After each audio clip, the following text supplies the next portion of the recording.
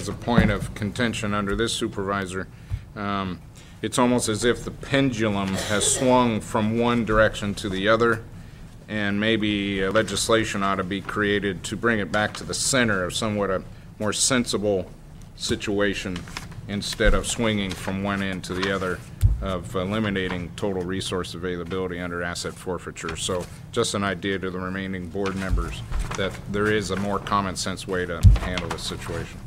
Supervisor Pinches? Yeah, but those generators can be sold, and then that money goes into asset forfeiture, and then the asset forfeiture dollars can be used to purchase the generator. I was looking at this report here, someplace in this binder here, there's a report where I believe it's over $2 million that reside in the asset forfeiture fund in the sheriff's department. Couldn't those dollars be used for the purchase of a generator?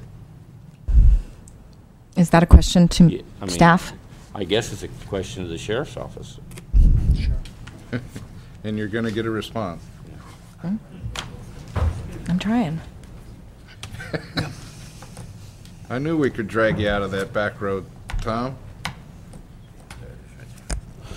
Good morning, Chair and honorable members of the board. Supervisor Pinches, the federal mandates that are imposed upon us for the expenditures that we would like to use the asset seizures for prohibit us in a very black and white manner of supplanting a budget with asset seizure funds. And the penalty for misusing the asset seizure funds is not merely a letter telling us that we are wrong. Mendocino County has experienced this spanking before.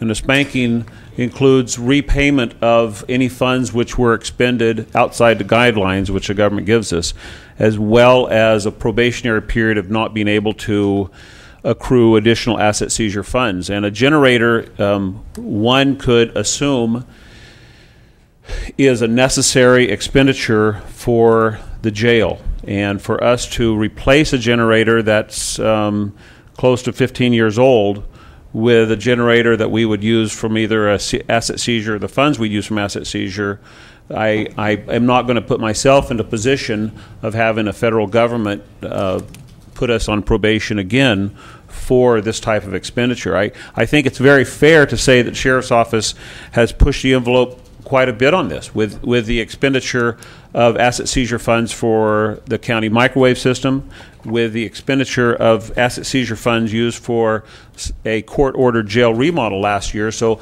I sure don't want anybody else to think that the asset seizure fund is not used for things that are necessary for this county to run. But some things, such as a generator, would fall upon the mandate of the government itself to supply for a safe and efficient jail. But I'll gladly take any questions.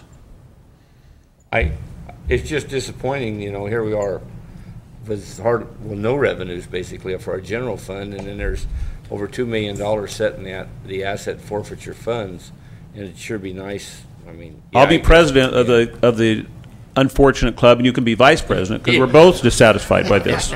But these are mandates put on us by people who may not know the pain that small rural counties experience. And Johnny, if you want to go to Sacramento, if you want to go to Washington, I'll carry your bags and I'll go there and I'll explain to them. I just give up my $4,000 to go to Sacramento so we can get our fund balance. Then when next time I go, you can ride my hybrid. Okay. But we can go and we can tell our state legislatures and we can tell Mike Thompson that we need this money to efficiently run our government in a manner that we would hope we could. But right now, we don't want to dip our waters in this pool. It would be tempting to do, and there's counties that have done it, there's cities that have done it, and they've been punished. And I know that this comes up every year. And not only does it come up every year, it comes up 12 times a year, monthly.